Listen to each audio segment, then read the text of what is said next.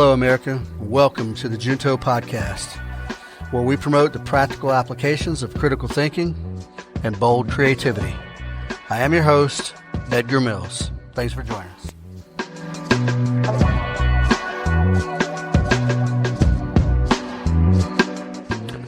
Hello, America. Welcome to episode 39 of the Junto Podcast. I appreciate you guys for coming back.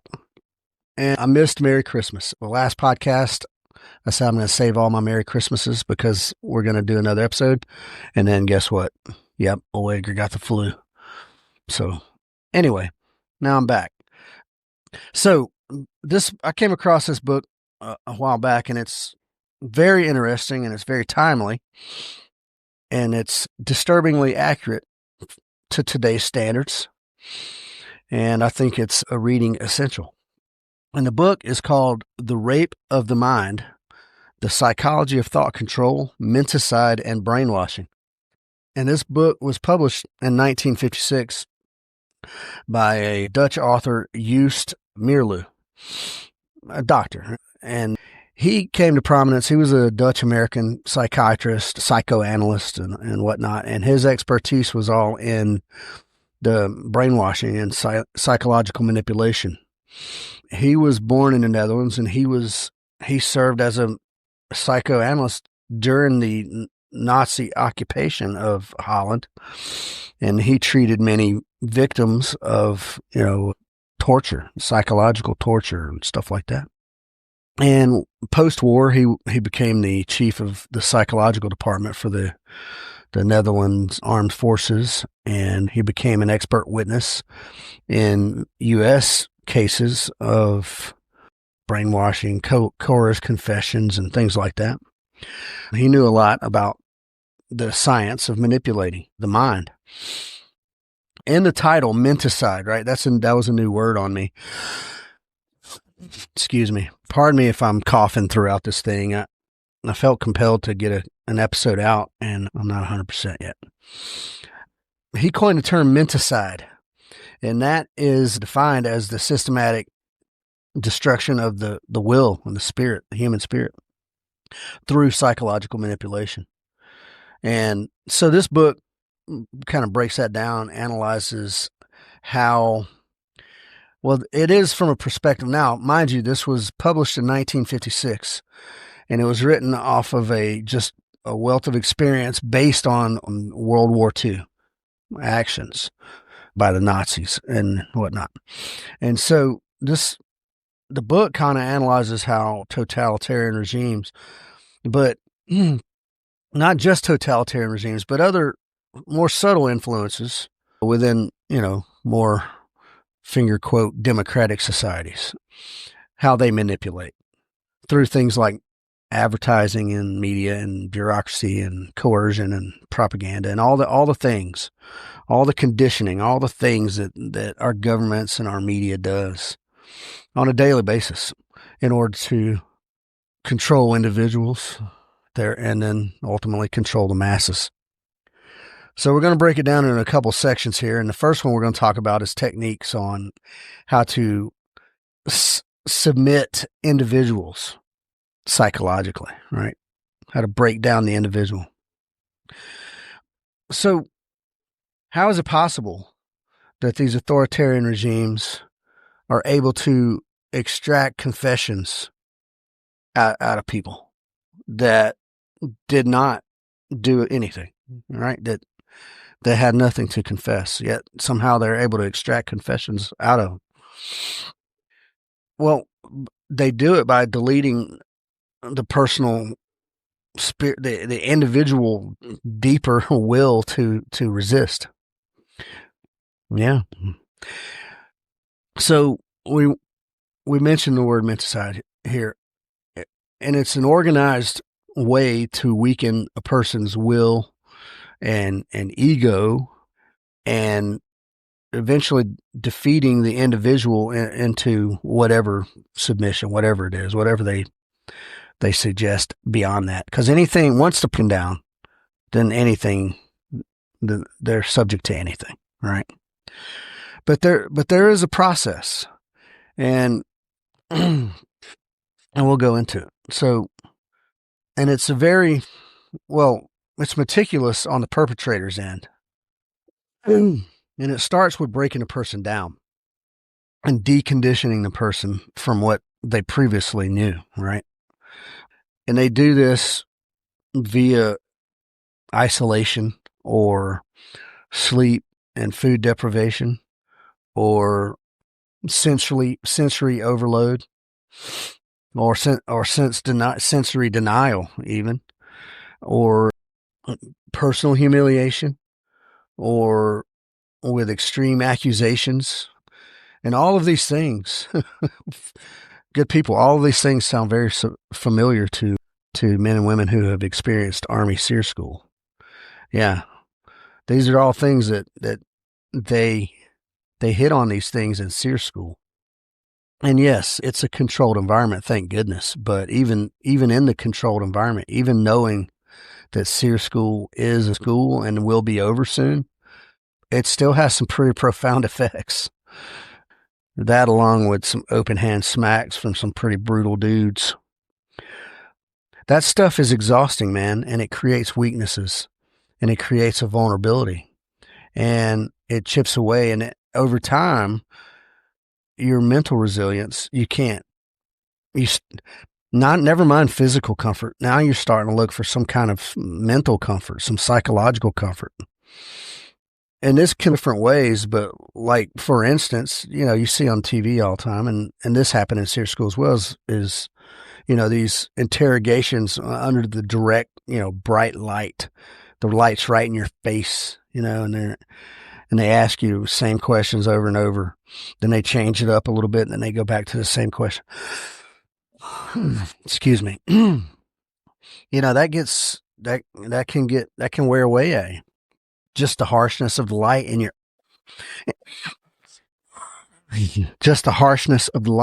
eyes can be very taxing on you. Or, yeah, my favorite and yours, the box, right? The little small box, they stuff you in there, and you're isolated and you're confined, and you get nothing but a little dog bowl of water. And now, most guys, I would imagine, when they were in the box in SEER School, they use that for sleepy time, because that's what I did. But you're also in there long enough that you have to piss yourself. There's no, and you don't get to get up and stretch your legs and things. It was it was horrible. And I could see how over time that would be a very, very horrible thing. And you might start negotiating with yourself on, okay, I'll tell them this, or I'll agree to this just to get out of here. But in any of these positions, when you're a captive or something like that, man, you're powerless. There's just nothing you can do about it.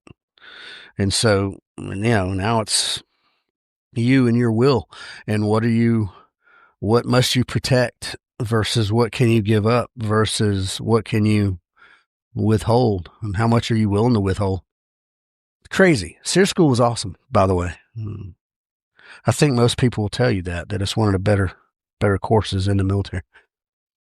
I apologize for all this coughing. It's unprofessional, I know. So the breakdown and deconditioning, that's one part of it. And then it goes into submission, or even where you might even start to identify with your captor or your tormentor.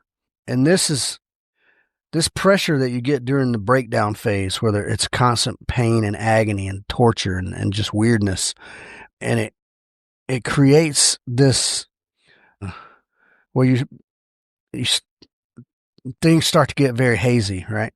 And your conscious control becomes very, very fluid, and you get in this weird sort of hypnotic, like, dreamy state of being that's driven by fear. When I say dreamy, I don't mean rainbows and unicorns. I mean, like, very, very real fear behind that. But it's now you're dehydrated, you know what I'm saying, and you're hungry, and you're just trying to avoid further discomfort. And then at some point, that feeling, they start to exploit our sort of innate need for relief. We need some relief somewhere. So you start to absorb and internalize their narrative, the interrogator's narrative, right? Because they're not just asking you questions. They're posing things. And it might be ideological and it might be, political. There might be a lot of things going on, but at some point you're starting to like, okay, I see what the guy's saying. Now you're negotiating with yourself, right? You're like, okay, I see where he's coming from. And now you're starting to negotiate with like your own, well, are we really are we really the bad guys? Well, maybe we were wrong in this or that or the other. And so now you're starting to submit and then even identify a little bit. And that's where they want you. Because what comes after the submission? Yeah, the re-education or the reconditioning, right? So now the indoctrination of what they want you to believe and what they want you to say. And now you've rationalized, and not only rationalized it, but now you've embraced, the tormentor's sort of ideology there. And now you confess to shit that they've just made up crimes or made up motives. And then you regurgitate these false statements or these false narratives. And this is your way of your psychological escape, right? Of getting away from the pain. And you're no longer concerned about what you're saying. You're concerned about, is the pain going to stop or is the discomfort going to stop? If saying this makes this happen, okay. Whether you truly and deeply identify with the narrative or not, you've made up in your mind, like, okay, well, if I say this, then I'll get a piece of bread, and then that's it. You're good with that.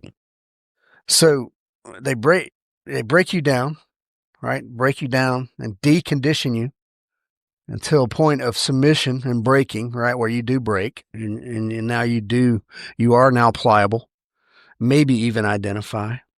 And then they recondition and re-educate you and re-indoctrinate you with what they want in your brain. And then, and that's how it works. And keep in mind, we're talking about individuals here, but that's all very scalable, right? With different techniques, and we'll get to them. Excuse me again. Now, never mind recovery, right? Never mind recovery. We're just talking about how they do these things. You may not be locked into that state of existence, or you may be. Who knows?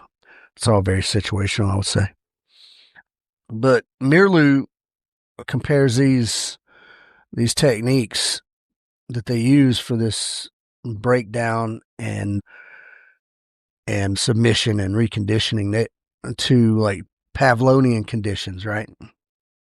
Where a repetitive, a sound or a statement or something, it creates an automatic response, right? And that could be, now, I'm not an expert on these things, but we see that in movies where where you got like a sleeper assassin, right? And then they hear some phrase, and then that sort of triggers a response to go, murder somebody or whatever. But that can be done. Meerloo proves that can be done. And has been done. And there's plenty of cases. I didn't do any case studies here. I looked over several, but there's plenty of case studies throughout the various wars, and even currently throughout communist countries, even today, still using these very, I want to say barbaric techniques. They're not barbaric. They're very refined techniques, but it's kind of barbarian and to use such techniques for such things. But that's still going on today. Yeah. In communist countries, especially. I mentioned SEER school because this is one of the things. Well, I found this book doing some study for SEER type things. The harsh reality is that even the toughest, hardest, manliest operator of operators has a breaking point. And it's not to do with intellect. It's probably more to do with a strong moral foundation than anything. But even then, you can be broken, even if it's with some kind of medication or drugs or whatnot. If you're a captive and they want to break you, they will break you. That's all there is to it. If I guess if there's anybody out there that disagrees with that, give me a holler and tell me why. And if you think you're the guy that cannot be broken, I mean, by all means, tell me in what experience and why. Now, keep referring to SEER School. It was great. It was unique. It was awesome. And now I've often wondered, like, would I do it again? And yes is the answer, but would it be the same? I don't know. I guess if I did the same course over again, it probably wouldn't have the same exact impact. But I would do a SEER type course again, despite the discomfort. And you can't discount the discomfort. But here's the fact of the matter. And most SFE type guys will tell you the same thing. Like, it's going to be, it's going to be over. I mean, SEER school's only, I don't know, a couple weeks long, 3 weeks long or something. It's going to be over sooner or later. They're not going to, you're not there indefinitely, right?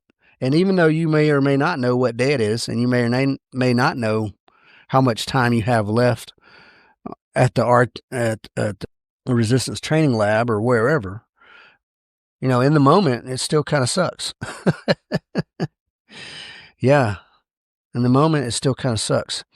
And yeah, you can fight through it. They might slap you around a little more. They might dunk you in the water a little more. There might be some stuff going on, but just all you got to do is stick with it, man. And you'll get through it, and you will have learned a lot of valuable lessons. Whereas in real life, as a real life POW, who knows, man? Golly. Yeah, that's got to be tough. But even the hardest are going to break. Yeah, even the hardest. All right, so that was just individual submission, right? We're talking about how to break the individual down. What about techniques for mass submission? I said all of that stuff is scalable with various techniques. And I mean up to entire populations. Yeah, and we've seen it. I mean, good people, you've seen it, whether you think you have or not. Partisan propaganda, we see it every day on the socials. Fear mongering, we see it every day on the socials. Cultural conditioning, we see it every single day on the socials, on TV, on everything. This function of control, this scaled up control, it starts with little things like stifling free speech and free thinking in just subtle ways, right? And I'll give you an example. You can say what you want, but hate speech is not a thing. Yes, you can say hateful speech, yes. But to have a legal label as hate speech, which means you can be punished more for saying this, but not punished at all for saying something else, it's ridiculous. And that's a way to stifle speech and to shape thinking, and then to isolate and categorize the masses into easily controlled subgroups. And the whole goal of that is over time to turn free thinking individuals into NPCs, obedient to their narrowly defined group, whatever that is, whatever has been defined for you. So let's look at some of these techniques. Everybody loves to say PSYOP. Everything's a PSYOP. PSYOP, PSYOP, PSYOP. That's a cool word. Psychological warfare. That's a cool word. It's cool. And that shit goes on constantly. AKA propaganda. They use propaganda, right? So here's another word I learned. Verbocracy. Yeah. Propagandistic lies. Catchy phrases. So here's another one. Verbocracy was a new word I learned. And then labelomania. Yeah, labelomania. That's an obsessive assigning of labels to hammer simplistic ideas into our brains. Now, I've said this before, and I'll say it again because it applies. I can remember in the 80s into the 90s, and this was when I graduated high school in 1990. So from the mid 80s up until the mid 90s, early 90s anyway, nobody wanted to be labeled. Yeah, nobody wanted to be labeled. Nobody wanted to be put into a box. Everybody's like, look, and don't label me. Don't call me this or that, because I'm an individual. I do what I want, the way I want, and I might cross over 3 or 4 labels, but you know what I'm saying? And that was very much a real thing. I remember that. And then the 2000s into the mid 2000s, the 2010s, and here we are at 2025. There's a label for everything, folks. It's insane. It's insane. There's a label for every category, subcategory, subcategory. And here's what happens when you label people and like that, or especially if you apply those to yourself. And I always pick on the transgender people when I'm talking about this, because they love to be labeled, and you got all these pronouns and whatnot. At some point, you're going to label yourself out of it's going to naturally, you're going to eventually cycle all the way back around until it's individual, until you're back to just being an individual. You're not going to have anybody else that matches your stack of labels. And then now you're just back to yourself again. And I think ultimately the problem is, do you like yourself? Do you like the labels that you put on yourself? If not, just don't do it. But certainly don't put them on other people. But labelomania, yeah, I like that. I'm going to start using that a lot. Obsessive assigning of labels. So once you divide up all these stereotypical groups, they become easily conquered. Yeah, because it's easier to target. When you got your little groups divided and subdivided, then it's very easy to target them with a certain messaging. Then they get in it becomes a little echo chamber. And then ultimately, from the nefarious groups, words like freedom or patriot or even man and woman get twisted. They get twisted into these emotional, semantic friggin' landmines. And you're not, well, if you say this, it triggers somebody. And now you're creating this goddamn hissy fit from somebody because you said the word patriot or something. Or you called somebody man or woman when they believe they're to be something else. And the repetition of these labels and these symbols or these various slogans, they narrow our options of how we react or how we choose to feel about a thing. And then all that does is reinforce conformity. I talked about that during the punk rock episode, right? Be an individual, do not conform. Find what fits you and conform only to what you choose. I refer you to the book 1984. Orwell wrote, they came up with a new way. They called it newspeak. And it was a fictional language developed by the regime. And the sole purpose of that, right, was to limit the range of thought, right? Minimalize the number of words available, making it impossible for people to conceive of complex ideas that challenge party ideology. Newspeak. And we've seen that, folks. We've seen that. That's going on. And by controlling language, the party aims to control minds, right? If you control one, you can control the other. And then in the book, right, they had thought crime, and any dissenting thought was quite literally unthinkable. It was illegal. And then you had kids ratting out parents for thinking out loud. But I'll give you 2 opposite examples of the same tactic in modern day. And I don't know, I might get some heat from it. I hope I do. One example is a lot of people especially conservative, like Republican types, they moan and groan about the absence of the Pledge of Allegiance in the schools. Yeah, I pledge allegiance to the flag of the United States of America and to the republic for which it stands, one nation under God, indivisible, liberty and justice for all. That seems innocuous enough, right? But you got segments of American society right now who, well, they've identified the flag as some kind of weird trigger, right-wing dog whistle, something, something, something. I don't know what. So those people get very, very, very irate about the possibility of the Pledge of Allegiance being chanted every morning now. When I was in school, yeah, it was every single morning. I remember it. Is there something fundamentally wrong with that? I don't know. What about the rainbow LGBTQ plus flag slapped all over every free space to include elementary schools? Is that okay? We can't pledge allegiance to the U.S. flag, the country that we live in, but we have to have that flag up everywhere. That doesn't even represent.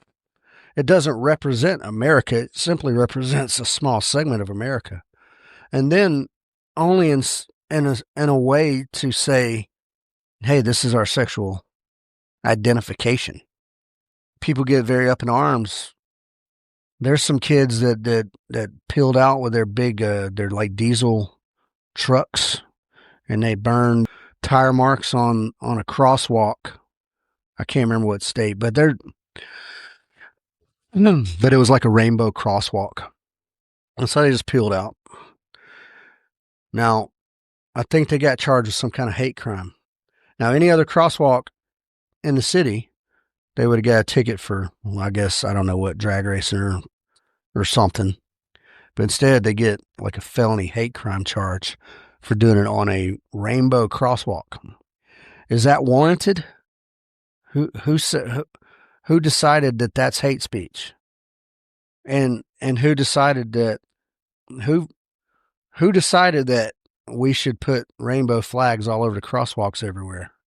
Now, I got news for you. At the corner of, I want to say, Juniper and 10th Street in Midtown Atlanta, the whole four-way, it's rainbows all the way around.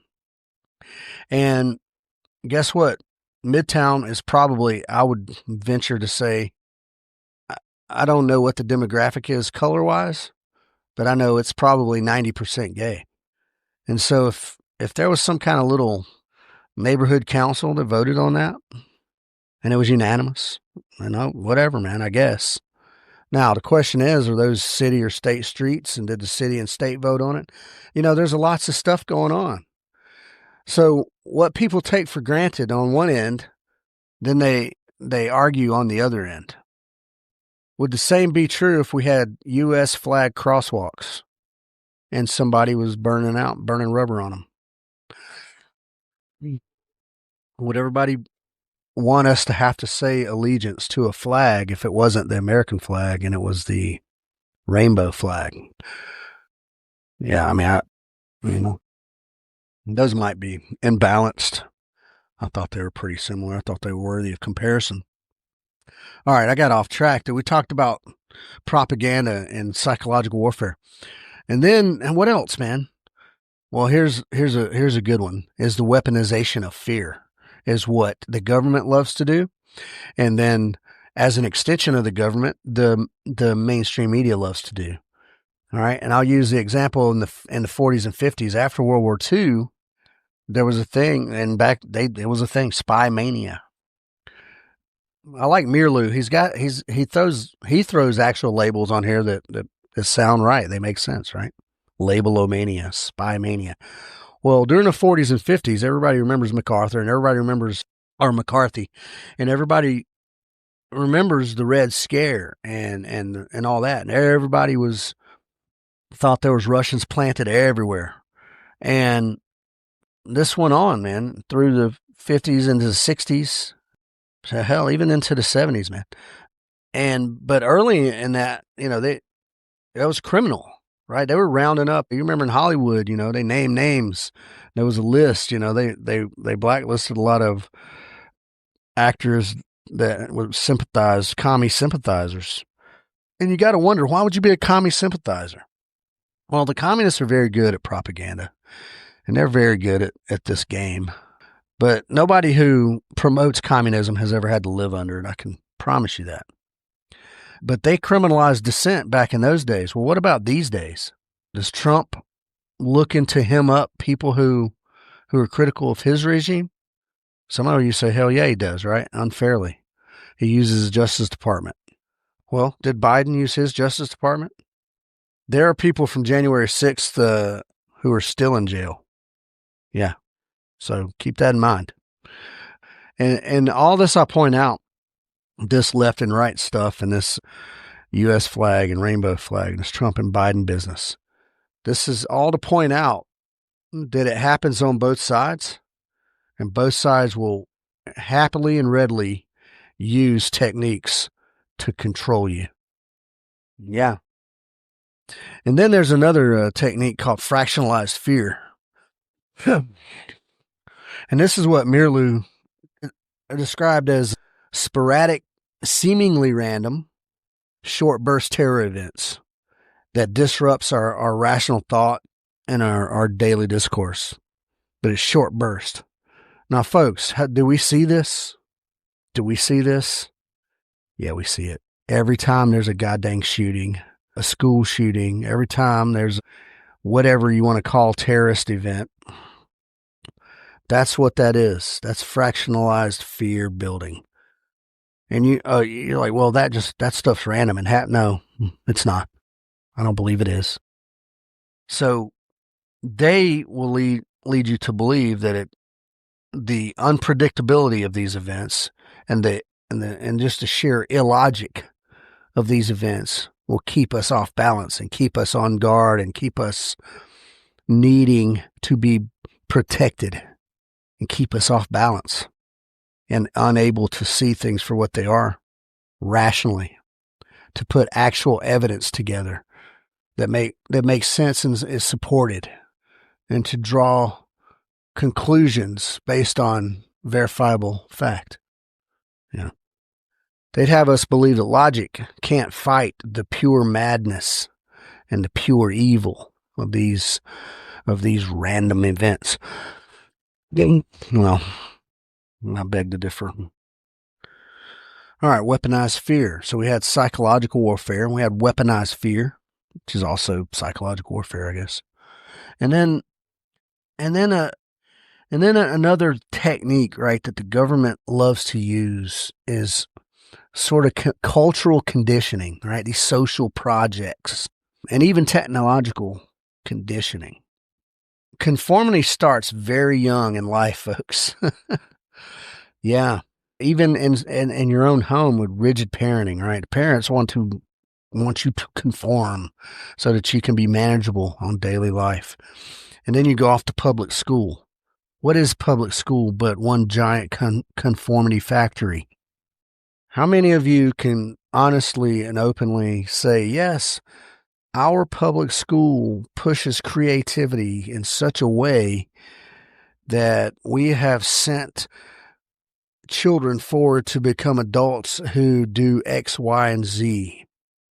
Not many. I don't think so. Public school just primes us for control. That's what it does. You get up with the bell, you sit down with the bell.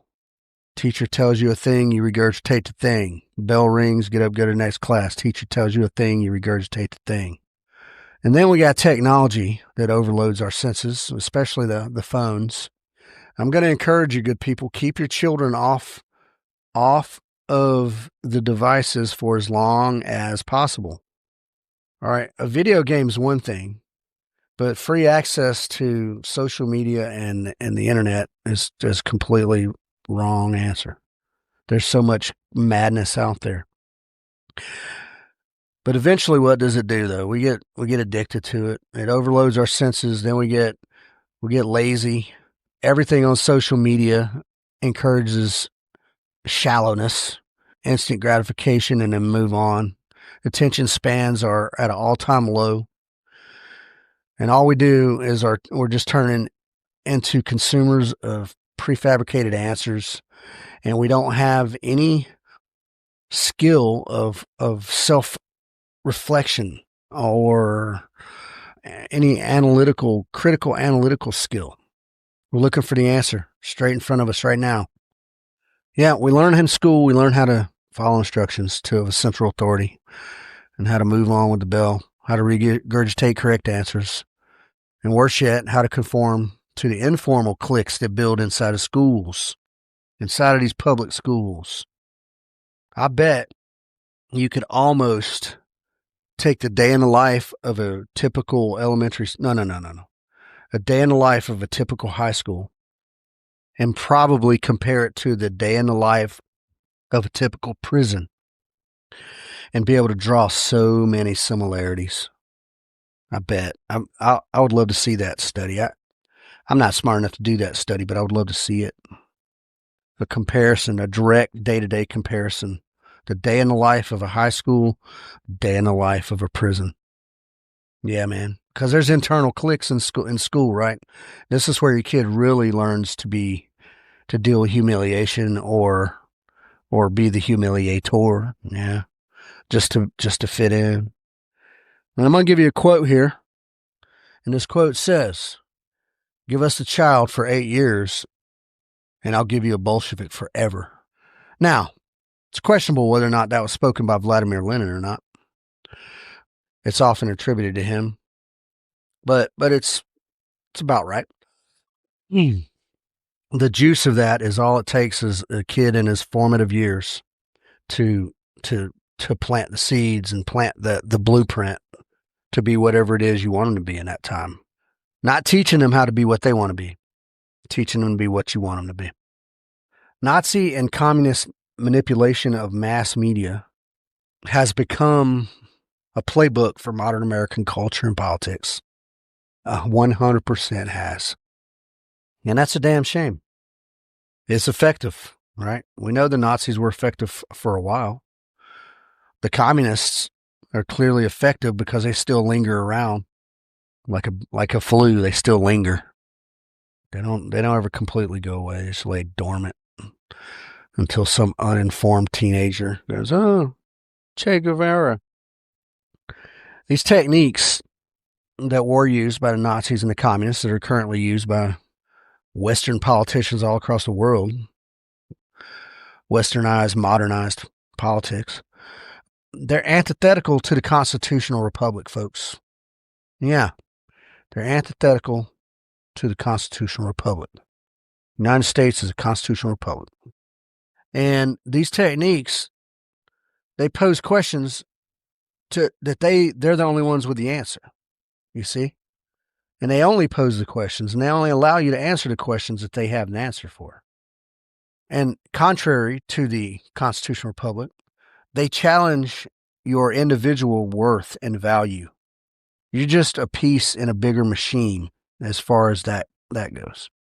They shrink the human identity and the complexities of an individual and our doubts and aspirations and all these things.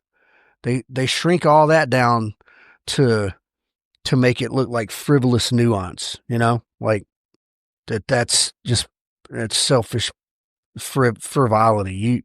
You need to get up and perform your duty as a piece of the machine, and whatever duty is that they've assigned you. All right. So we talked about techniques for individual submission, talked about techniques for mass submission. Now we're going to talk about some of this subtle, unobtrusive coercion, some of this stuff that's closer, like really closer to home. Maybe not even totalitarian, or authoritarian, but shady and subversive, mind control stuff in daily life. And the fact that these things are happening are evidence that pure democracies are not concerned with your autonomy whatsoever. Pure democracy only aims to get 51% on board. They can manipulate 51%, no problem. So Meerloo calls mental contagion a virus delivered via advertising education and bureaucracy, where subtle exploitation preys on needs like belonging and consistency. So I talked about this stuff in the cultural conditioning. And this is where the cultural stuff comes in. It's subtle, right? But it's there. They prey on our internal needs.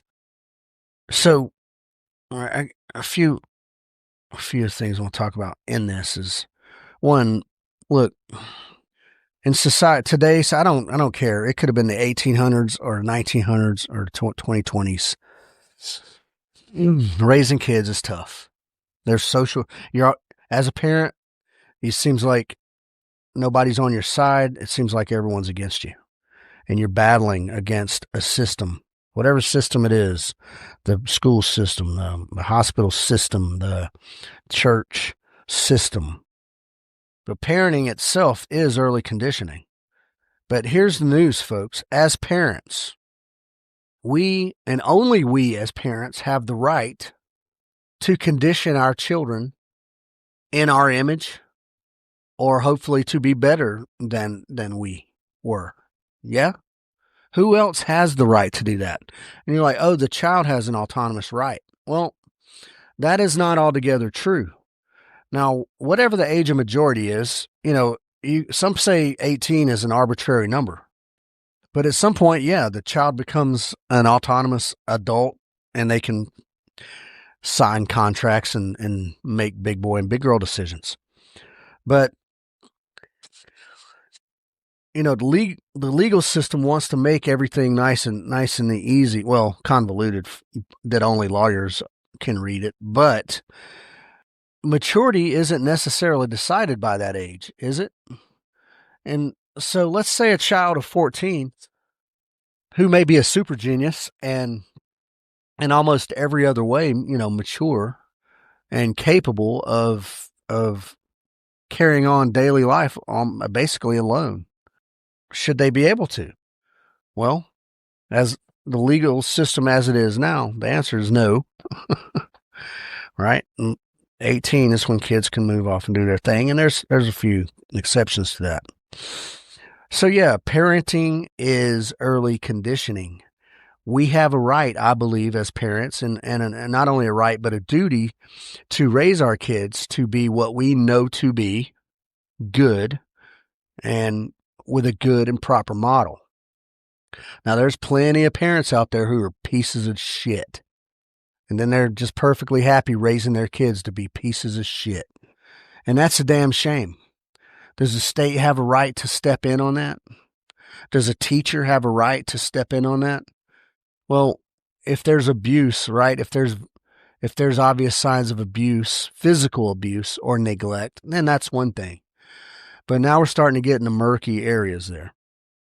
So at any rate, raising kids alone as parents, we are conditioning our kids. Your responsibility as a parent is to condition them to be not just productive as a piece of a machinery, but productive as to be healthy, physically healthy and mentally healthy, and a free thinker and a critical thinker, and to understand things that are unhealthy and why they're unhealthy, and to give them love, and to give them support, and to chastise them as needed, not via abuse. But some parents feel like if they talk to their child with an even tone, sort of on the same level, that is somehow taking away their authority. And it's not. You can talk to your child on a lower level that they can understand. Fuck, I'm going into a parenting thing here too much. That's a whole nother episode. Sorry about that. Raising kids. Raise your kids to be responsible, folks. Let them be happy. Help them be happy. Yeah, that's it. Try to keep them out of these institutional... Try to keep them out of these institutionalized cultures. Now, that being said, is organized sports an institutional culture? Yes, it is. It's conditioning in itself, isn't it? Well, there's mental toughness being built there, and there's physical toughness being built. They might pick up some bad habits from some foul-mouthed kids on the team. They might get in a couple scuffles here and there. I'm not saying organized sports is bad, and I'm not saying every school is bad. I'm saying be mindful of this institutionalization. Let your kid be an individual. All right, that's enough of that. All right. Damn, raising kids, that's tough one. Otherwise, the system, here's what I'm getting at ultimately. If you don't raise your kids and you don't participate, the institution will do it for you. Then you'll just get what you get. If they're pledging allegiance to the rainbow flag every morning, that's what you get. And if you haven't participated, then what? Who are you to, you see what I mean? Know what's going on in your kid's life. All right, moving on. It just, one of these, some unobtrusive coercion. It kind of is obtrusive. This mob mentality, this mass mental delusion that goes on. And it spreads like virus. And it sparks primitive behavior and frenzies and riots. And even looting somehow. You know what I mean? Over a drugged out junkie getting killed by a cop. And it sparks this mass delusion like a virus. And it sparks primitive behavior and frenzies and riots and somehow looting. Or this mass delusion of the Trump derangement syndrome, for instance. All things Trump is bad and evil, and it sparks primitive behavior and frenzies and riots and somehow looting. Be an individual thinker, folks. I don't care for Donald Trump. I think he's a clown. I think he's done some measurably good things, but he's done a lot of suspect things. I don't think he's a friend to the 2A community. I don't think he's a friend at all to the 2A community. I don't think, if you were going to really define Democrat and Republic, I don't think he's a Republican. I think he spent an entire life being a Democrat and then ran as a Republican.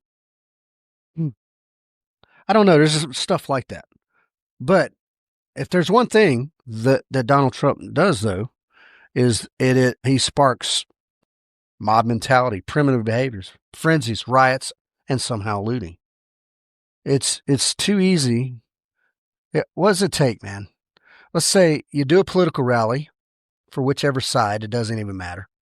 You get a few hundred people in one space. You hire, I don't know, I'm just saying 5 paid agitators, 5 people to mingle about and stir the pot. And the next thing you know, you got frenzies, riots, and somehow looting. Think individually. Act individually. Do your own critical thinking. If it doesn't make sense, people are hating. This is something new. Nicki Minaj, who I don't care for Nicki Minaj, but she came out because she believes that in Nigeria, that the kind of mass murder of Christians is probably a bad thing.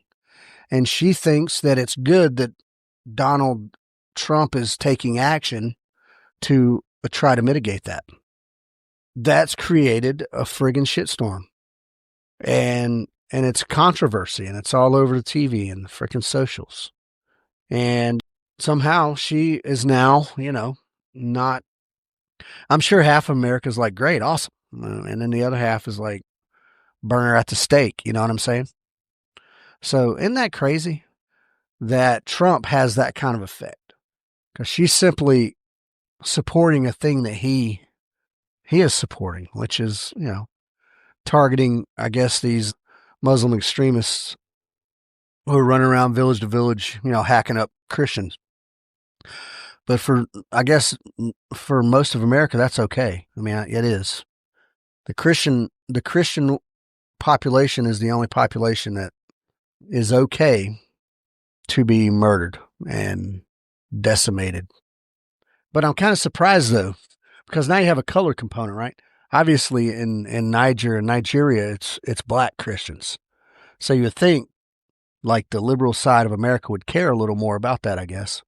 But they don't, because Christianity, I guess, supersedes race. So Christianity is the number one target as, evil, oppressive, and whatever, I guess. And I'm being a little salty on that. I just think it's interesting. All right, we talked about raising kids a little bit. Mob mentality. Yeah. Think for yourself, folks. Don't be out there going into frenzies, riots, and don't go loot. And then obviously mass media and technology. That's what it's all about. Mass media and technology. That's the way of the future. Information overload, echo chambers, AI, attention whores. All these things breed breed apathy, folks, and indifference. And on the other end of that, even radicalization sometimes. I'm willing to bet right now, out there on the interwebs somewhere, there is some kind of AI-powered bot thing that is radicalizing Muslims, like going on, like some kind of cartoon or some kind of, something. And I'm just using that. There's probably also some kind of AI platform bot, something or another, that's out there sexualizing minors and making it feel okay to keep secrets from your parents and then letting grown-ups touch you and stuff like that. There's probably all kinds of weird shit like that out there. But I got news for you.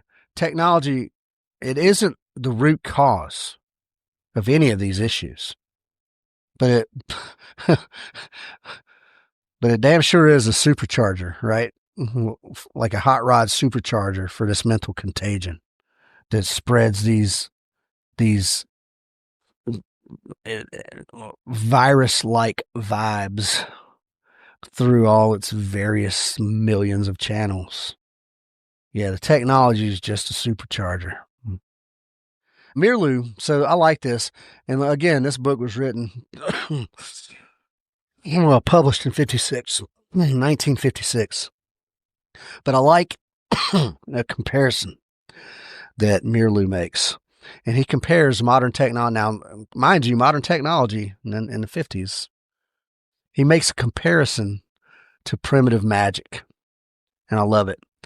And he parallels the ancient rituals, like these trance-inducing dances and things like that, to technical habits and our gadgets and our screens, and that we have replaced amulets and idols with our devices, and that this magic from our devices hypnotizes people via nonstop stimulation, daily, hourly, constant doses of whatever, noise, clips, sound bites, memes, music, fear, porn, fake hype, all the stuff. It's hour on hour. It's minute by minute. It's all out there, and it's like a trance. Yeah. And that's a brilliant comparison made in 1956. Because I don't think Meerloo could see it. I don't think he could see into the future, but he wasn't a dumb guy. So look, technology is good.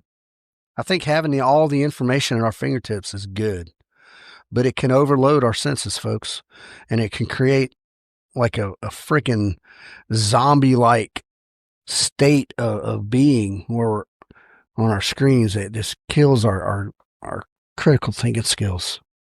Man, I'm so sorry, man. All this coughing. What else? Technology to primitive magic. Yeah, that's awesome. I thought that was I thought it was apt, and I like it. The comparison. But technology can amplify our delusions, right? We get into these echo chambers, and all we see is Trump bad, or all we see is porn, or all we see is whatever it is we're looking at, video games. And it kind of probably chips away a little bit at our reality check, right? You hear what your echo chamber, your mob wants you to hear, and you don't hear any critical or opposing views in your own echo chambers, right? All you hear is a version of what you think the opposition thinks. You just hear the synthesized version. You don't hear the raw version.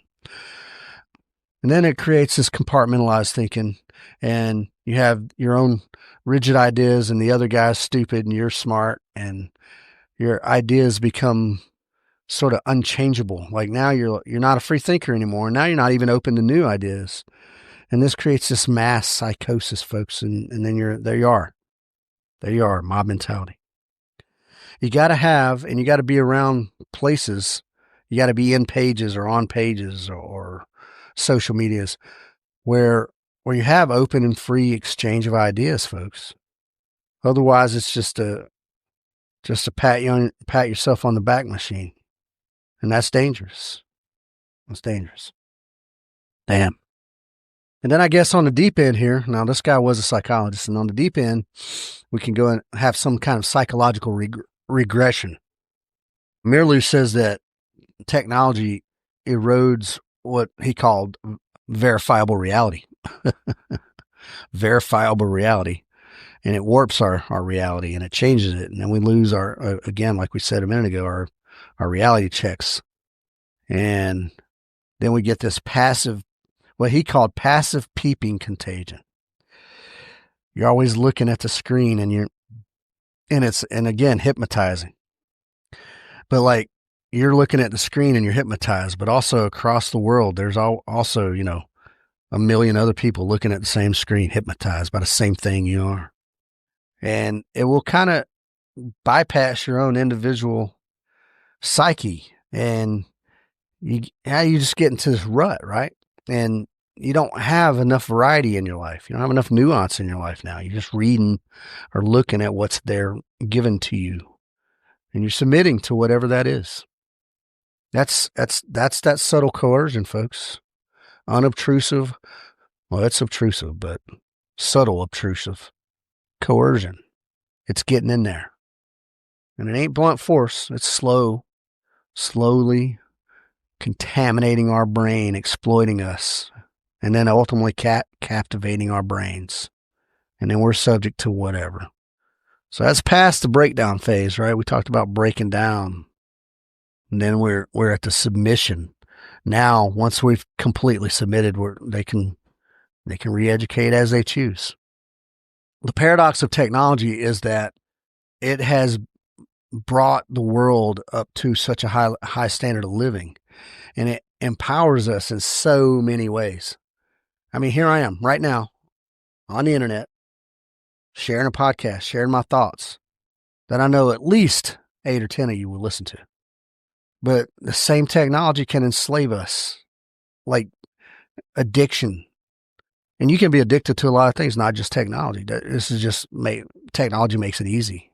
Hell, gambling online is an addiction. Gambling in real life is addiction. But hell, now I can sit in my basement and gamble online if I want to. Games and AI especially.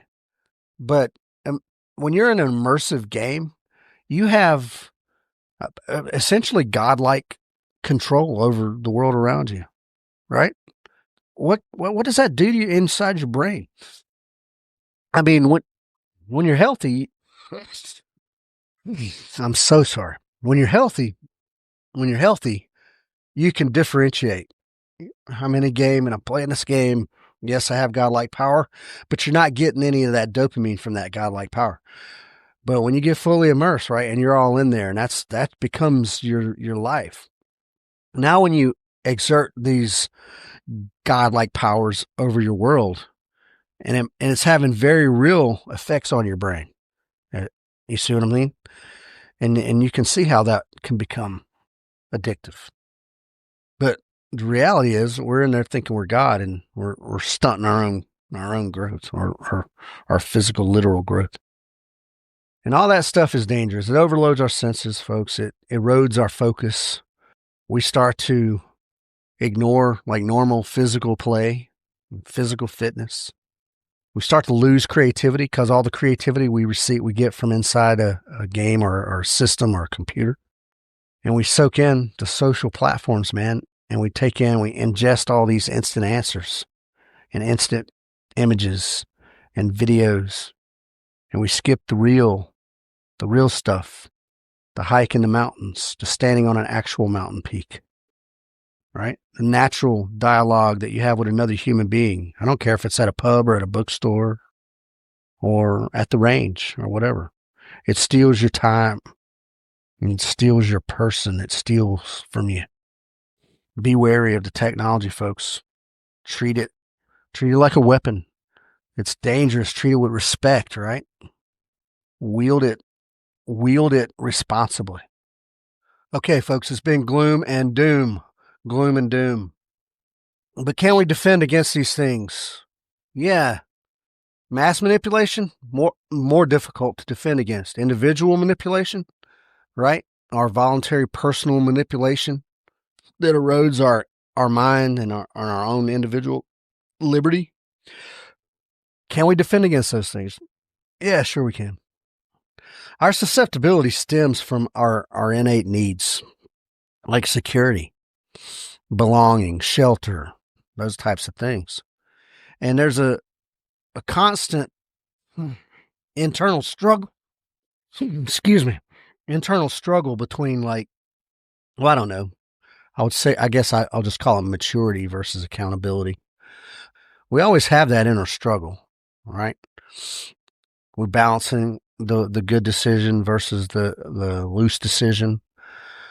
This maturity and accountability versus the frivolity and the carelessness, right? So we all got the little angel and the little devil on our shoulder. And we're struggling between those. Are we mature or are we careless? Maturity and accountability sometimes takes way more effort. And carefree frivolity is sometimes pretty easy, but then bites us in the ass later. Centralized authority exploits this struggle to gain control. That's it. They exploit our struggle to gain control of us.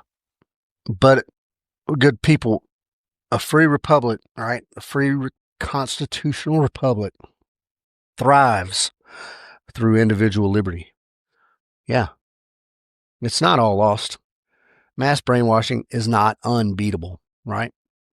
It's not all lost. So, as an individual, build your own mental resilience. And do this by reading, cultivate some critical thinking. Be self-aware. Just understand how your actions affect you and the world around you. Have a little bit of emotional grit. Yeah. Emotional grit. Everybody wants to have physical grit, and that's awesome.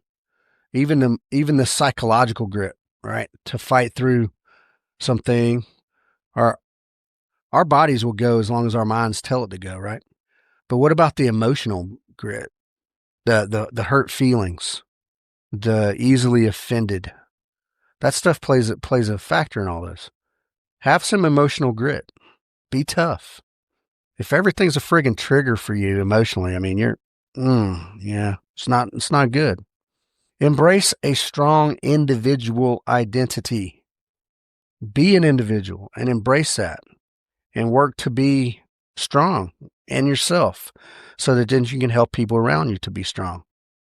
And we do that by building our trusted networks, right? But our trusted friends and family, people that can depend on us, that we can depend on outside of the system, right? Outside of a bigger system. And then this should have been up front with the other, is be a lifelong learner, right? Be a lifelong learner. Listen to other opinions, to other points of view, opposing points of view. Listen to them. Take them in, process them, and see if they make sense to you. And then if they logically do not, then reject them. Not emotionally, just outright. And then, so individually, right? But okay, as a society, how do we resist? How do we resist these control techniques? Well, One, I say embrace nonconformity. Yeah, embrace it. If the masses are the ones chanting a thing, chances are that's the wrong thing to be chanting. Well, I'll believe that and I'll stand by that till the end. Embrace some positive diversity. And look here, don't confuse your diversity with superiority. All right? Embrace positive diversity. And that means different color, race, whatever it is, even different religion to a degree. But don't confuse that with being superior. Embrace free exchange of goods and ideas and services. Yeah. Freedom of association. The ability to do business with someone who believes differently than you. Not because you're trying to get them to believe the way you believe or whatever, but because it's mutually beneficial for you two to do business together. Well, but if people boycott me because I do business with you, I can't do business. Well, then it's not mutually beneficial anymore. But that sounds like a coercion to me. So free exchange and freedom of association, folks. Promote honest and objective fact checks and balances. That's it. You always got people on the internet fact checking other people on the internet who get fact checked and turned out to be that they're all fucked up. That's not objective. That's one sided. It has what you call agenda behind it. We got to get away from that stuff. Society wins, folks, by questioning power and by valuing individuals. That's how society wins. Society loses through blind obedience to central authority. And that is it, and that is all. If you're a rebel and a bold individual until your side gets in charge and now you become this massive conformist, then you were never a rebel, right? You were just waiting to get the power and the strength. And then you're probably just disingenuous anyway. So understand, society wins by questioning power no matter who has it, and by valuing individuals, all individuals. Society loses through blind obedience to central authority. Now look, I'm going to go back here. Be mindful of technology. It's a double-edged blade for sure. On one end, it has the ability to mass manipulate, has the ability to drain your brain. But on the other side, it has the ability to check facts, to check sources, to resist oppression. And as long as the internet remains free and open, we will be able to resist any coercion via that. So technology is not all we got to get. Be vigilant, folks. Be vigilant against politics' slow, incremental erosion of liberty. They're not going to try to pass broad, sweeping laws that imprison us and this and that and the other. It's going to be a slow erosion, and it has been a slow erosion, at least since 2001. At least since 2001, but we can go way back. We can go way back further than that. And understand this: if it's a thing that sounds good because it affects the other side, sooner or later it's going to come back on you. Control is control, folks. Ultimately, it doesn't matter which side has it, because ultimately each side it's the same side. It's all just government control. So be mindful, folks. Be mindful. Be positive, because you can resist simply by being strong individuals and promoting strong individuality. But don't believe for 1 minute that the government ain't out to get you. It is.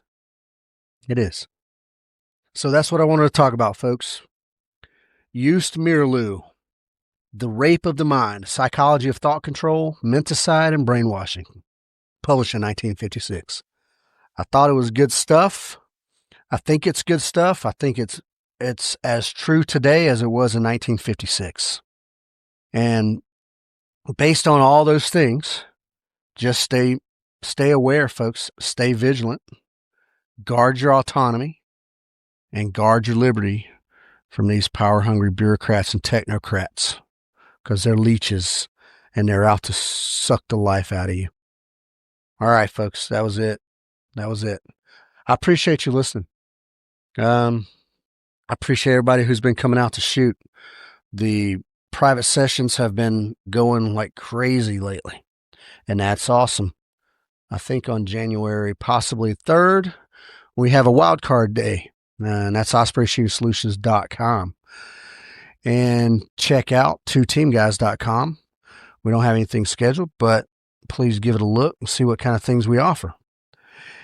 Let's see. And then finally, givesendgo.com/help a homie fund. You know, we got a few dedicated givers there, like small givers, and that's great. And I appreciate you guys so much. We just helped a guy out literally a couple days ago with some money to pay a bill right before Christmas time. So we're trying to do what we can do, but once again, it's still small change. Still small change. And we're going to put some effort in that. Feel free to reach out. Edgar Mills at ospreyshootingsolutions.com. Give me your feedback. I'd love to hear it. If you agree or disagree with anything I say, reach out. I'd love to hear it. If you'd like to hear about anything particular, if you'd like to hear me expand on anything, if I have the capacity, I will. If I don't, I'll research it even and just talk about it a little bit. And if you want to submit a paper, a blog to the blog, please do. You can send me something on Word or PDF to Edgar Mills at ospreyshootingsolutions.com, or you can go on thejuntopodcast.com and submit it down there via the contact us space. Yeah, that's it, folks. I appreciate you guys. I love you guys. I'm not going to do another podcast before New Year's, so happy belated Merry Christmas and Happy New Year, and I hope 2026 is a good one for us. All right, good people. Take care. I love you guys.